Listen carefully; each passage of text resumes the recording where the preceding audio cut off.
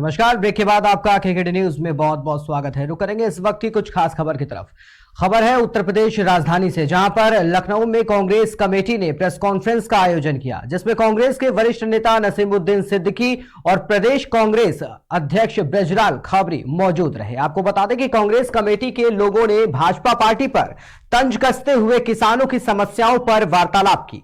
इसके साथ ही उन्होंने दलितों का मुद्दे पर जोर देते हुए विद्युत आर्थिक व्यवस्थाओं पर भी कई तरीके के सवाल खड़े किए। सीधे जुड़ते हैं प्रेस कॉन्फ्रेंस से।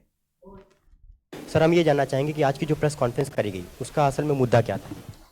देखिए, भारतीय जनता पार्टी की सरकारें जब से बनी हैं बराबर तुगलकी फैसले आ रहे हैं। पहले किसानों के खिलाफ 3 कृषि बिल आए और किसान 1 साल से ज़्यादा बच्चों के साथ, बूढ़ों के साथ, महिलाओं के साथ जाड़ा गर्मी बरसात दिल्ली बॉर्डर पे पड़ा रहा और लगभग 731 किसान मर गए वहाँ पर। फिर वो काला कानून वापस ले लिया और कह दिया कि भाई सॉरी। अरे मोदी जी, आप ये बताओ, जो 731 किसान मर गए उनकी मौत का जिम्मेदार कौन है, उनका हत्यारा कौन है? 200,000 नहीं, पूरे देश के एक वर्ग को एक तरीके से उसके अधिकारों से वंचित किया जा रहा है,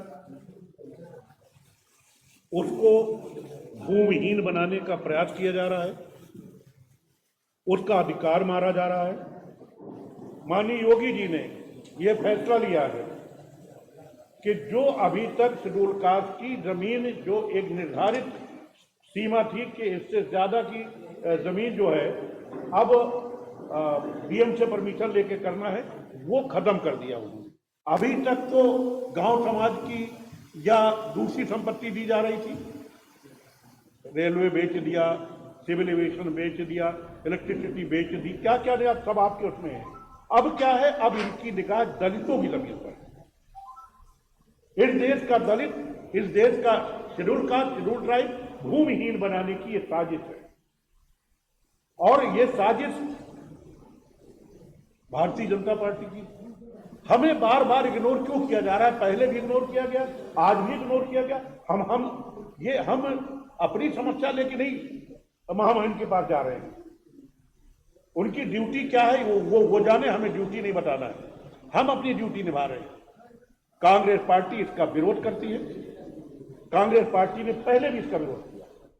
कांग्रेस पार्टी ने हमेशा दलितों की, शोषितों की, वंचितों की लड़ाई लड़ी है। आज मैदान में फिर कांग्रेस है।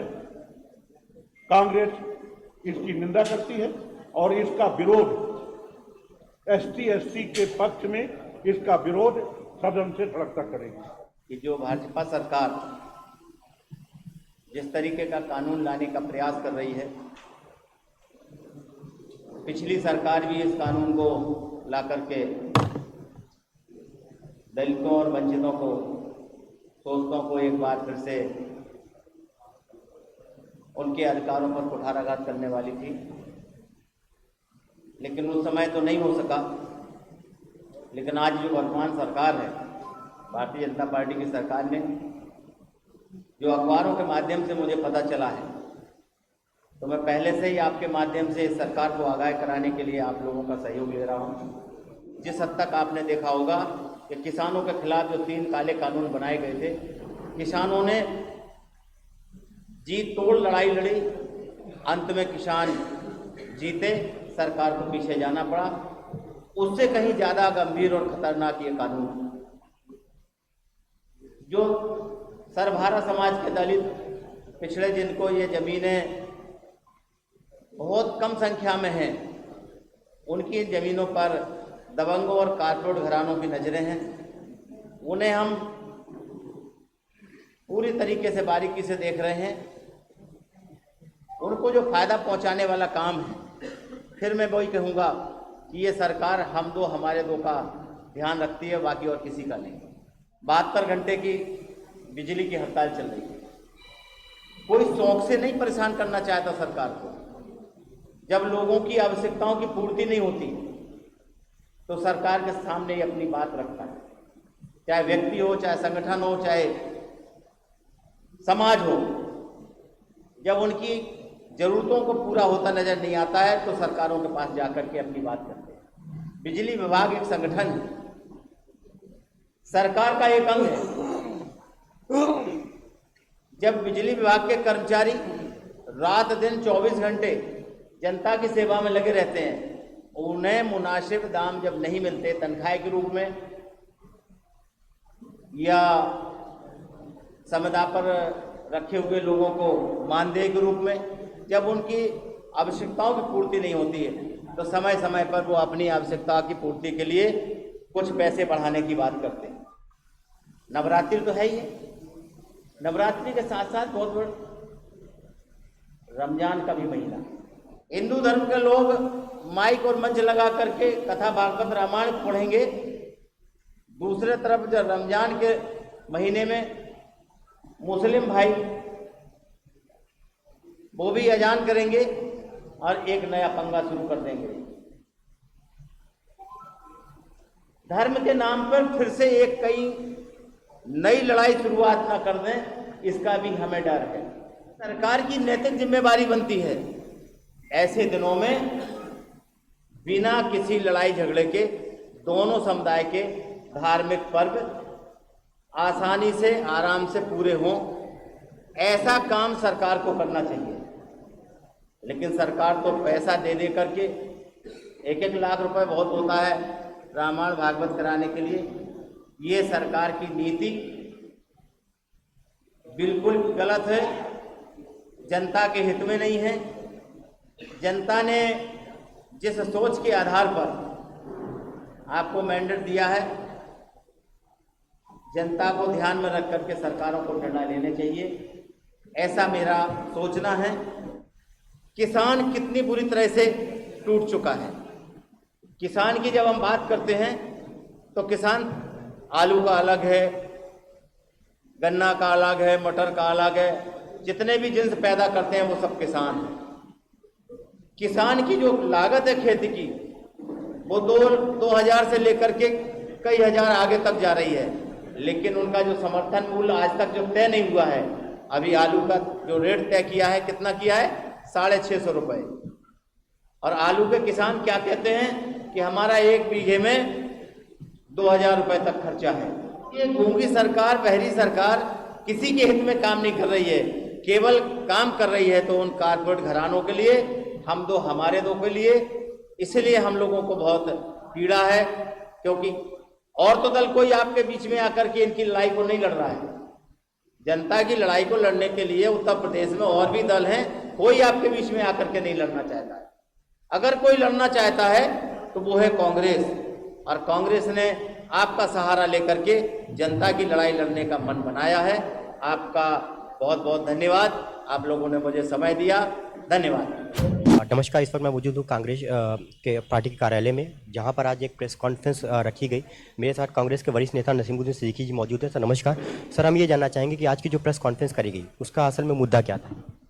देखिए, भारतीय जनता पार्टी की सरकारें जब से बनी हैं बराबर तुगलकी फैसले आ रहे हैं। पहले किसानों के खिलाफ 3 कृषि बिल आए और किसान 1 साल से ज़्यादा बच्चों के साथ, बूढ़ों के साथ, महिलाओं के साथ जाड़ा गर्मी बरसात दिल्ली बॉर्डर पे पड़ा रहा और लगभग 731 किसान मर गए वहाँ पर। फिर वो काला कानून वापस ले लिया और कह दिया कि भाई सॉरी।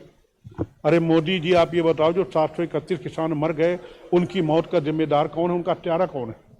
इसी तरीके से उसी क्रम में अब इन्होंने शेड्यूल कास्ट शेड्यूल ट्राइब को की जो कृषि भूमि है, जिसका 1950 के तहत एक अधिकार है कि इतनी ज़मीन के बाद अगर उसको बेचना है तो उसको डीएम से परमिशन लेनी पड़ेगी। अब हमने अखबारों में पढ़ा है, चैनलों में देखा है कि उत्तर प्रदेश की योगी सरकार ने वो कानून हटा लिया है। इसका मतलब क्या? अभी आपने अडानी जी को आपने नागरिक उड्डयन भेज दिया, सिविल एविएशन भेज दिया, आपने अभी रेलवे भेज दिया, विद्युत विभाग भेज दिया, हर चीज आप बेचे डाल रहे हो। अभी सरकारी बेच रहे थे, अब दलितों और शेड्यूल कास्ट शेड्यूल ट्राइब के ऊपर आपने हमला कर दिया। कांग्रेस पार्टी बर्दाश्त नहीं करेगी, खुल के विरोध करेगी। सर, जैसा कि जैसे चुनाव आते हैं तो किसानों के मुद्दों को लेकर बीजेपी बड़े बड़े वादे करती है, लेकिन अगर धरातल पर देखा जाए तो किसान बढ़ती हुई महंगाई की समस्या से खासा परेशान है, चाहे वो बढ़ते गैस सिलेंडर के दाम हो, खाद या बीज के दाम हो। इस पे आपकी क्या प्रतिक्रिया है? देखिए, किसान आत्महत्या करने को तैयार है। गन्ना किसानों को उसका मूल नहीं मिल रहा है, आलू किसान का सिंचाई का पैसा नहीं निकल पा रहा, बुआई का और बाकी जुताई का तो छोड़ दीजिए, बीज का तो छोड़ दीजिए, गेहूं की फसल आ गई है, क्या है, बुरी हालत है। आत्महत्या करने के लिए किसान मजबूर है। किसान को जब कांग्रेस पार्टी की सरकार थी 2014 तक, तो जो डीएपी खाद का जो कट्टा है, जो बोरी है, वो 50 किलो की बोरी मिलती थी 450 की। ये भाजपाई चिल्लाते थे। गैस सिलेंडर मिलता था 500 का, ये भाजपाई चिल्लाते थे, गैस सिलेंडर सर में लेकर के घूमते थे। अब क्या है कि वही कट्टा 1300 रुपए का मिल रहा है, और तब 50 किलो का मिलता था, 45 किलो का मिल रहा है, 5 किलो वो भी काट कम कर लिए। अब महंगाई नहीं, किसान के लिए कोई दिक्कत नहीं। बीज के क्या हाल है, डीजल पेट्रोल के रेट रोज बढ़ रहे हैं।